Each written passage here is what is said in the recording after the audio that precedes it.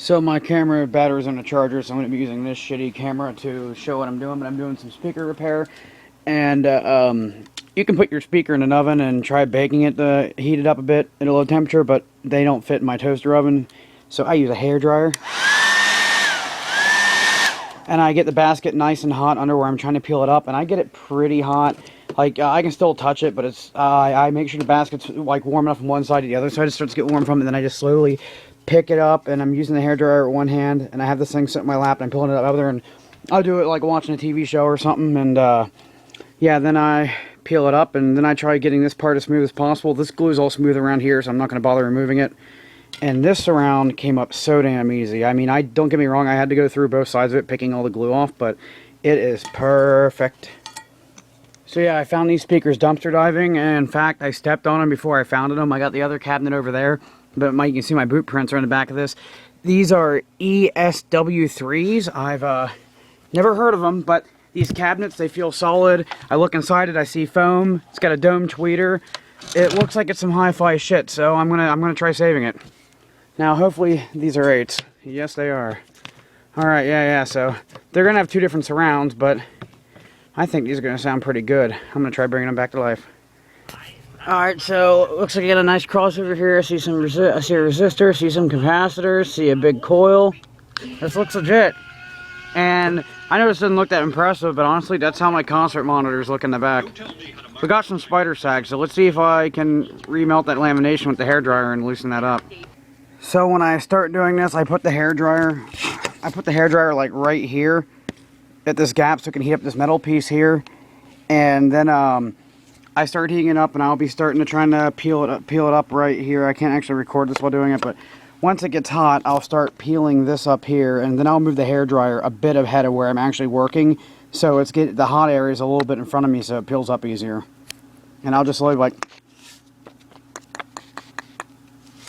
it takes a while. You got to be patient. If you're too fast, you're gonna rip things. But I'm trying to take the gasket off now. It's your fault. We should let the Douglas family know we're here. Good idea, lad. We're here to help. Can you hear me? Now I've got the cone cleaned up. That's all just little bits of glue left over. I need to clean off the thingy here. Now, I'm lazy, so I'm not going to break out the Dremel and try shining this up. Instead, I'm going to try going at it with my pocket knife, and hopefully that can scrape everything up, maybe using a hairdryer. Now, when I glue it, I'm going to be using a tube of construction adhesive I have, because I've never done this before, and I think it'll work really well. But I normally use hot glue, which works just fine. I mean, that's holding those guys together. And a trick to using hot glue in a speaker is, one, you want to make sure your glue is really damn hot, and you want to heat up the area with the hairdryer. Make sure that's good and hot too, so you have time to put pressure on it and let the glue set and bond. Because if you let hot glue touch a cold surface, it'll harden immediately and it won't stick. So the hot glue has to go on a hot surface. You want to glue it on the outside first and get that going, then you want to worry about gluing it on the cone. And when you glue it on the cone, you gotta take your dust cap up, which I'm gonna see if I can loosen the glues, but I'm probably just gonna have to take my X-Acto knife, cut it, and then hot glue it back on later. Which the dust cap I am going to hot glue on. If you're going to be lazy like me, keep a knife sharpener on deck. You're going to need it. So I ended up trying to heat the dust cap off to get it off, which is kind of risky because this is a mesh dust cap, so heat can go through it. And if I had melted that glue that holds the former on, I could have unglued the cone from the coil, which that would make harder to align things. That happened with my concert monitors. Partially, it already had a really bad connection, but then when I heated it up, the glue melted and the cone was wobbling around, and I had to put a shit ton of hot glue. And yeah, metal former. Go out and buy shims. Ain't nobody got time for that shit. I take paper and I cut it up into little rectangles, and this is actually the worst one that never got used, but then I evenly spaced them out. I go like 1, 2, 3, 4, then I go into corners 5, 6, 7, 8. And if I can stuff more in there, I do. I stuff as many as I can in there, making equal pressure on all sides, and those are my shims. Also, I pull the cone up while doing it, because if I need to, I can push the cone down a little bit, but I want to make sure I got a good glue. And yeah. And the cone looks like it's at the right height for gluing. Ain't gonna look the best.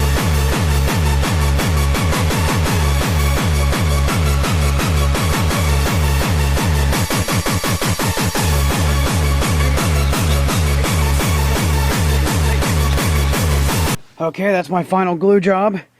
I'll give this a try tomorrow, and I'm going to start working on the other one, but I don't have clamps small enough to do this, and I don't have enough of them anyways, because I have like 4 clamps. And, you know, you'd want to clamp between all the holes of the gasket, but this basket's a little bit bigger than this one, so I can just put this on top of here, push down a bit, and the weight of this will press the glue together. And I pushed up the cone higher than it should have been, so the cone is pushing up against the suspension, which is going to give, it's, you know, putting pressure on the glue. So it'll have, it should glue stronger. Oh shit! Oh fuck! Are you serious? Well, at least nothing got knocked loose. Or did it? I don't think it did. Looks like I glued this on a little bit crooked. I'm gonna go press this all down again. And then this is one hot glue, easier to take apart with heat.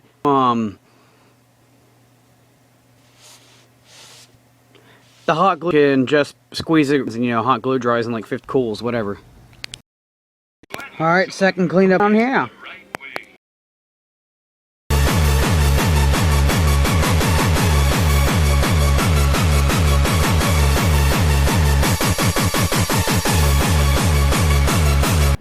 Okay, so I have gone to bed, gone to work, came home, went back to bed. Now I'm up. So it's probably been around 30 hours or so. So let's see if these are ready to go. I'm gonna need 2 hands to pull these apart. Apparently, they glued together a bit. You know, I think a little bit of a paint job, these things could look pretty nice. So let's see if they move cleanly. I'm gonna push it with my hands, and I'm gonna actually give them power.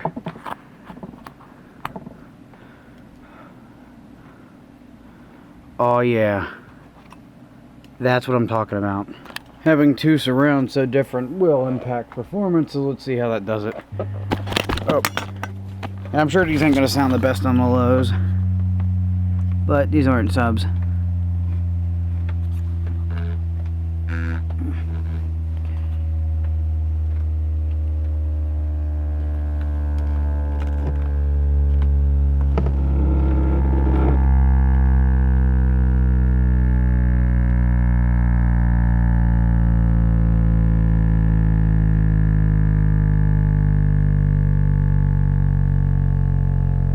Now that one on the right's finally catching up.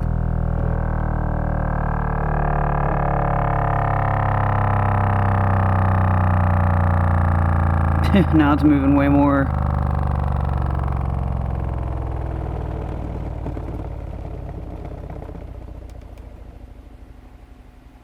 Well, I think I know which one's looser. Also, that passed my test.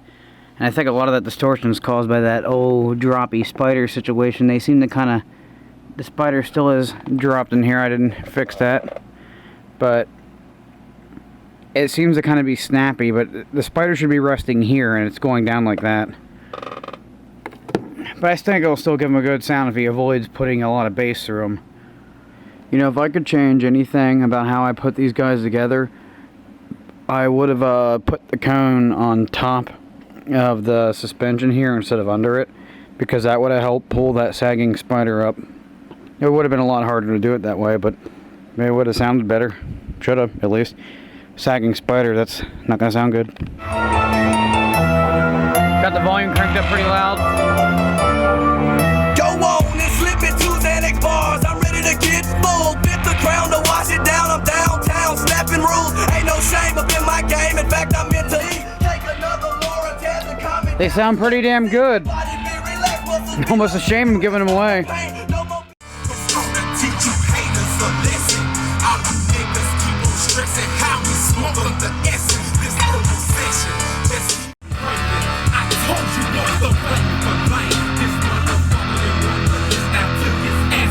Okay, so I'm going to take this piece of foam, I'm going to stuff it up, stuff in this former here, and that'll protect the former, and I can paint around this without getting any paint down here.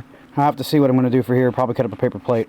So I measured the radius from the center to the outer edge of the surround.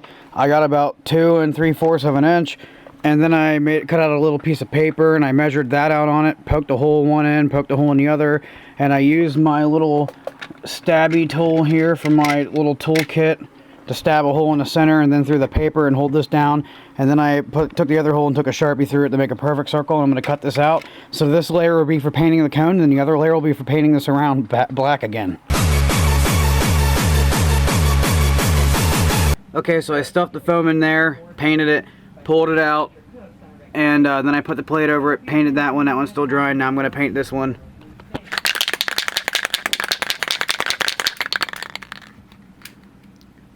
Remember, kids, don't spray paint inside unless it's really fucking cold out. You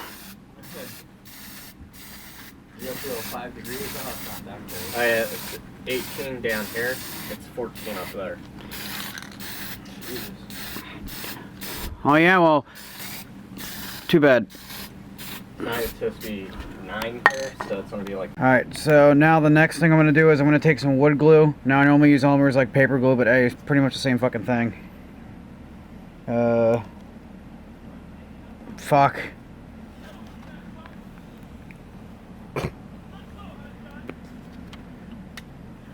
Get the fuck out. What the hell, is there no glue in here? Hold on a second.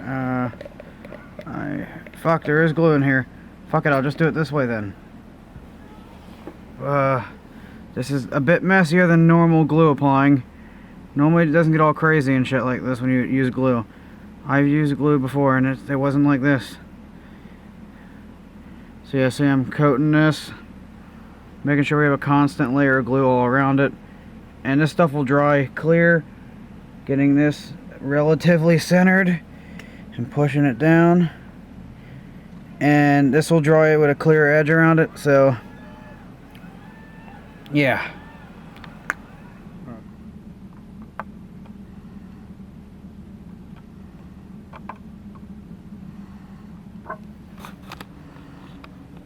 So I went to paint the tweeters, and this piece was bent here, and the terminals just came to fuck up and ripped the wires out. So I had to take the whole tweeter apart and pull the wires out, and some of these plastic snaps broke on me. And but I got them pulled out.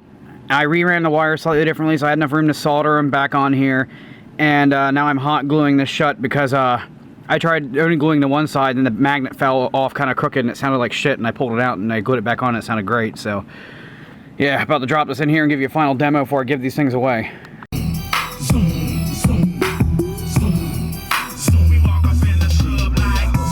think I'm gross. Gonna show you what happens when I pump a lot of bass when I use that spider sag. Loose suspension don't do well with the spider sag.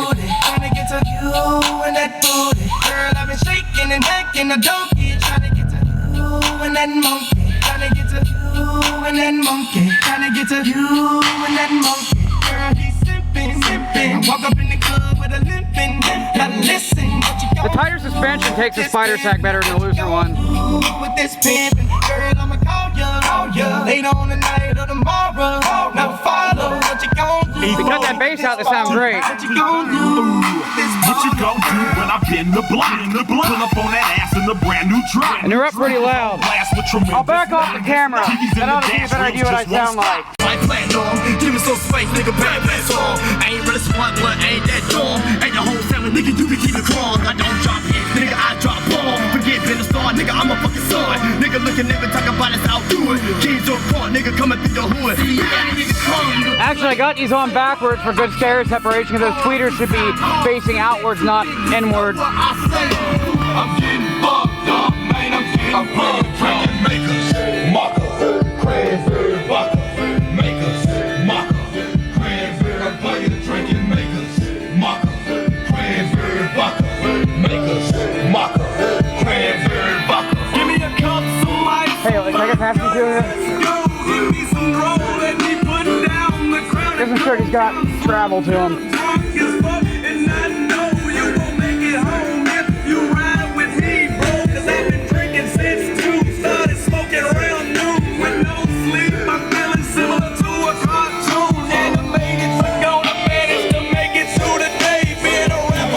So So the foam gasket cover thingy here, just Elmer's glue. That's it. Just smeared some Elmer's glue on it, slapped it on. It looked pretty damn good. I kind of want to do that with my concert monitors now. I don't even bet if I get new surrounds for them now. This is actually how I would color scheme them myself. But I have a friend that likes red and black shit too, so I did that for him.